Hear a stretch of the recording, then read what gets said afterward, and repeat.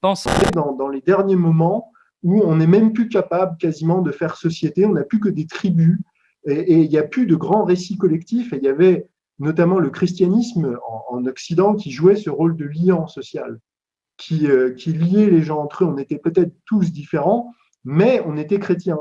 Et même, je dirais même pour ceux qui n'étaient pas chrétiens au XXe siècle, il y avait les grandes idéologies, par exemple comme le communisme, qui reliait par exemple la classe ouvrière, il y avait une solidarité de classe, etc. Mais même ça n'existe plus.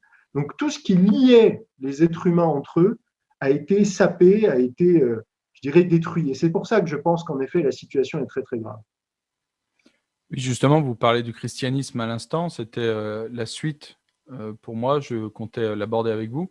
Donc, vous proposez, face à la situation, de revenir au fondement de l'identité française, ce qui finalement fait sens avec ce que vous venez de dire, de retrouver la culture française et de retrouver le lien social, et notamment grâce au christianisme et un retour à la chrétienté. Bon, est-ce que vous ne pensez pas que dans un monde aussi religieux que le nôtre, appeler un retour à la chrétienté, c'est une idée un peu passée et un peu exagérée, disons. Pensez-vous vraiment qu'il puisse y avoir un retour de la chrétienté de la part des, bon, pas forcément de la part des boomers, pas forcément de la part de la génération qui a suivi cette génération-là, mais peut-être au moins de la part de ma génération, donc sur des gens qui ont entre 20 et 40 ans, vous pensez vraiment qu'on va pouvoir retrouver une verticalité, se réintéresser à la question religieuse? Et surtout la vivre au point de la réintégrer à notre identité? Oui, oui,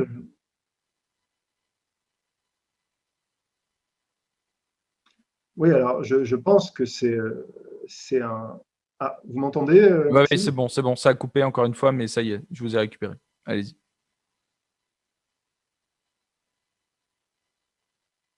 Donc oui, je disais que c'est en effet je dirais c'est une nécessité en fait. Parce que vous avez dit, on est dans des sociétés, vous avez fait un lapsus intéressant d'ailleurs, vous avez dit dans des sociétés aussi religieuses que la nôtre, je pense que vous vouliez dire aussi peu religieuses. Euh, mais, euh, C'est vrai. mais en fait, je pense que c'est vous qui avez votre lapsus, c'était juste parce qu'on est dans des sociétés religieuses. Et je pense que la grande illusion de la modernité, c'est d'avoir évacué le fait religieux. Parce qu'en fait, on le sait aujourd'hui, notamment, il y a eu beaucoup d'études, parce que je dirais l'athéisme aujourd'hui généralisé, c'est une anomalie dans l'histoire. Donc on a eu un peu de recul, là on a 70 ans de recul, et on sait aujourd'hui que ça ne fonctionne pas. L'être humain est un être de croyance et a besoin de croyances religieuses. Mais en tout cas, on peut appeler ça, si c'est pas religieux, c'est de la croyance. Et en fait, notamment les progressistes, les modernes, pensent qu'ils ont évacué la question religieuse de la société. Mais non, elle a juste pris une nouvelle forme. C'est-à-dire que, par exemple, la Révolution française à partir en France, a cherché à détruire le christianisme. Mais en fait, elle l'a remplacé par la religion du progrès, de l'égalité, des droits de l'homme, la religion républicaine. Aujourd'hui, on n'a peut-être plus cette religion républicaine qui est en force, comme elle a pu l'être au 19e ou peut-être au début du 20e. Mais par exemple, on a ce que notre camarade Sylvain Durin de Nancy appelle la religion gaiatique, c'est-à-dire cette religion écologique de la terre-mère, il faut protéger la nature. Ça aussi, c'est une forme du retour du religieux. Greta Thunberg, c'est une grande prêtresse, en fait, de la religion gaiatique. On pourrait même dire que même les gens qui ne sont pas cet aspect-là, par exemple, les gens qui croient en la croissance, qui croient je dirais, au progrès scientifique, technologique, c'est aussi une nouvelle forme de religion. C'est des dogmes, en fait. Ce sont des choses qui ne sont pas forcément démontrées, démontrables, auxquelles on croit. C'est le socle de la croyance. Et c'est tout ça, c'est des formes du religieux. Donc, je pense que la religion est présente de toute manière. Et je pense que retrouver l'identité chrétienne de la France est une nécessité absolue. Parce que je pense qu'il n'y a que ça qui peut nous sauver. Et je tiens à faire aussi une différence parce que on a ce rapport en Occident à la religion qui est un rapport très différent. Par exemple, des sociétés asiatiques qui, eux, considèrent que la religion, c'est avant tout, justement, dans son aspect religéré, c'est-à-dire lié, c'est ce qui permet le lien social. Et en fait, vous n'êtes même pas obligé d'être spécialement croyant, c'est juste vous faites le rite parce que c'est ce qui se fait dans la société où vous êtes. Et d'ailleurs, c'était le cas, je dirais, c'est la religion de nos grands-parents, ce n'étaient pas des grands théologiens, je pense qu'ils ne comprenaient pas toutes les subtilités de la foi chrétienne ou de la théologie chrétienne, mais voilà, c'était comme ça, on était une société chrétienne, infusée de valeurs chrétiennes, et tout le monde comprenait ce langage. C'était un langage qui était partagé par tous. Ça rythmait la vie de la collectivité, les grandes fêtes, les grands moments de l'existence, le baptême, la communion, le mariage à l'église, etc., l'enterrement religieux, tout ça venait rythmer la vie. Et tout le monde comprenait les symboles, on comprenait les grandes histoires de la Bible. Si vous parliez à quelqu'un du jugement de Salomon, du Jésus au mont des Oliviers, la tentation dans le désert, ça parlait à tout le monde. Les gens comprenaient à quoi vous faisiez référence. Et donc ça, c'est quelque chose qui s'est perdu. Et je pense qu'on doit le retrouver parce que déjà, c'est je dirais la doctrine chrétienne est riche. Moi, je dis aux gens, relisez la Bible avec un œil neuf parce qu'on a des souvenirs de catéchisme, on a en plus cette vision, je dirais, qui est entretenue, qui est négative, qui est entretenue par l'Église catholique elle-même dans certains cas. C'est retrouver la Bible. Il y a énormément de choses. C'est un principe de vie vivant qui est très important à retrouver. Au-delà de tout ce qu'on a pu vous en dire, ça c'est la première chose, c'est parce que c'est déjà quelque chose de sain. Vous pouvez construire une existence d'homme sur la Bible. Et ensuite, la deuxième chose, c'est qu'on en a besoin parce que la nature a horreur du vide. Et je le dis, c'est une phrase de mon livre, c'est que si vous n'avez pas la France chrétienne, vous aurez la République islamiste.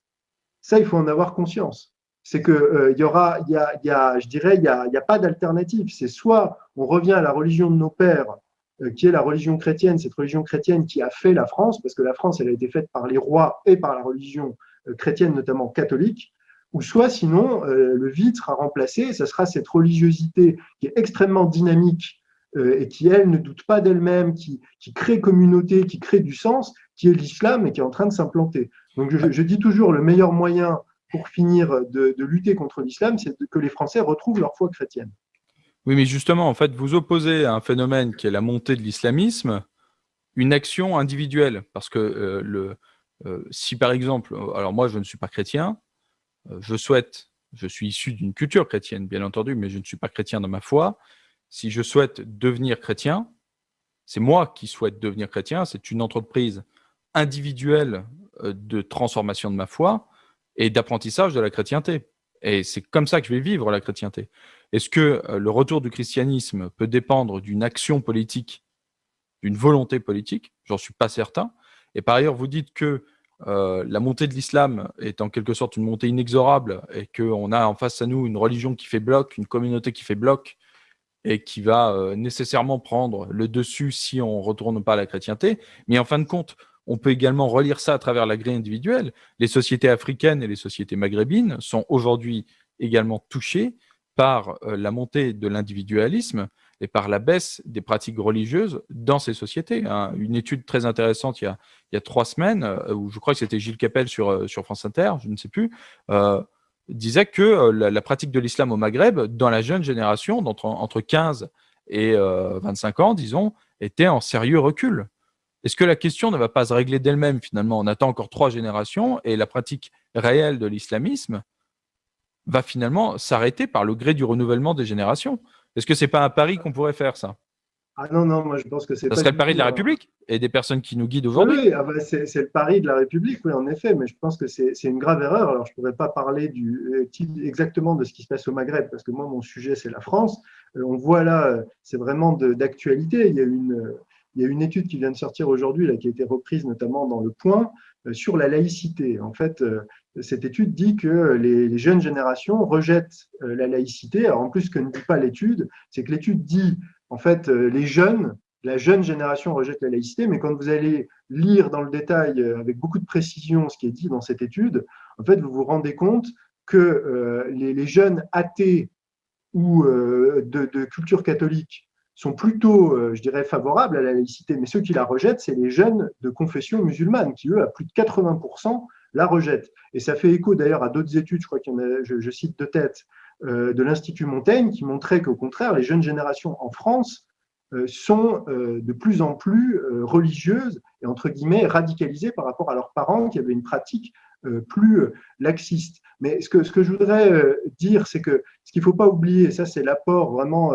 crucial de Taleb, c'est que derrière la religion, il y a toujours un peuple. En fait, la religion, c'est le vecteur d'un peuple, de l'identité d'un peuple. C'est juste en fait un espèce de résumé de ce qu'est un peuple. Le peuple français est chrétien et le christianisme a été en grande partie, je dirais, c'est le peuple français qui a fait le christianisme chrétien. De la même manière que c'était, je ne sais plus comment s'appelle cet auteur, son nom m'échappe, disait que le communisme a été façonné par la Russie et qu'en fait un communisme français ou un communisme allemand n'aurait pas été du tout la même chose qu'un communisme russe. Et le christianisme, c'est la même chose. La France s'est approprié le christianisme parce que je pense le christianisme correspond à l'anthropologie profonde du peuple français, il y a une connexion, et je pense que de la même manière, l'islam correspond à l'anthropologie, à quelque chose de profond chez les peuples, je sais, des civilisations du Moyen-Orient ou d'une partie de l'Afrique. Et en fait, c'est toujours ça, c'est la logique du peuple. Et je pense que la logique de la masse fait que si on ne défend pas la France chrétienne, même sans être croyant, juste avoir conscience de cet héritage chrétien, de cette culture chrétienne, on va avoir en effet cette république islamiste. Ça, j'en suis convaincu. Bon, la culture chrétienne, elle dure, hein, néanmoins. Si on reprend la grille de lecture de Christophe Guilluy, la culture chrétienne, elle dure dans la France périphérique. La France des Gilets jaunes avait cette culture absolument. chrétienne. Alors, ne la revendiquait pas sur la scène publique, mais dans ses usages quotidiens, était de culture chrétienne. Vous allez dans n'importe quel petit village de Lorraine à l'occasion de Pâques, tout le monde fait Pâques. Il n'y a pas de sujet. Tout le monde fait Pâques. En réalité, ce qu'il faut, c'est retrouver la chrétienté auprès d'une population urbaine, mais la population urbaine n'est déjà plus française dans son anthropologie. Je ne sais pas si... Vous voyez, je vous apporte un petit peu la contradiction parce que sur ce point-là, je ne suis pas tout à fait sur votre ligne. J'ai du mal à croire que la chrétienté puisse de nouveau intéresser une population ultra-urbaine. Alors, mes amis chrétiens, et on en a en commun, vous et moi, j'espère qu'ils ne m'en voudront pas de tenir ce discours-là, mais bon, voilà, j'émets un petit doute sur le sujet. Non ? Qu'est-ce que vous en pensez ? Non. Ah bah moi, ce que je pense, c'est que bon, on parlera des villes et des populations urbaines un peu plus tard dans notre entretien, mais moi, ce que je pense, c'est qu'il faut déjà on parlait, vous disiez, c'est pas un niveau politique. Moi, je pense que si, c'est un niveau politique. C'est-à-dire qu'il faut que la France se réapproprie politiquement son héritage chrétien. Bon, moi, j'en parle dans le livre. Il faut que la France mette dans sa constitution, la France est un pays de culture, de pensée et d'héritage chrétien.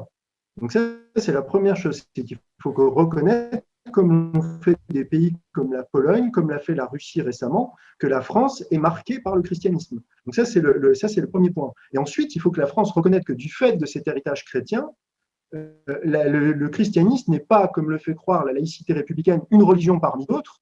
Le christianisme est la première des religions en France, et à ce titre, elle a un statut spécial. Elle a un statut qui est favorisé.